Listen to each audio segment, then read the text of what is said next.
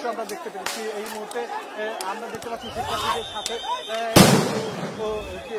এই শিক্ষার্থীকে বাধ্য করছে এবং যেই পরবর্তীতে শিক্ষার্থীদের আমরা দেখেছি 3 অংশে সরিয়ে দেওয়া হয়েছে। একটি অংশ তারা সরিয়ে দিয়েছে তারা আমরা দেখতে পেয়েছি যে অংশটি সরিয়ে দেওয়া হচ্ছে। সেদিকে আবার দেখতে পাচ্ছি আরেকটি শিক্ষার্থী সামনে চলে এসছে এবং সে কোনোভাবেই তারা বাঁধতে চাচ্ছে না এবং তারা করতে থেকে আইন শৃঙ্খলা রক্ষাকারী বাহিনী এই শিক্ষার্থীকে মারধর করছে। সে এক শিক্ষার্থীকে যিনি সামনে চলে এসছেন এবং তাকে ধরে এসে তাকে গ্রেফতার করছে এমন দৃশ্য আমরা দেখতে পেরেছি এই মুহূর্তে। আমরা দেখতে পাচ্ছি শিক্ষার্থীদের সাথে এই শিক্ষার্থীকে বাধ্য করছে এবং যেই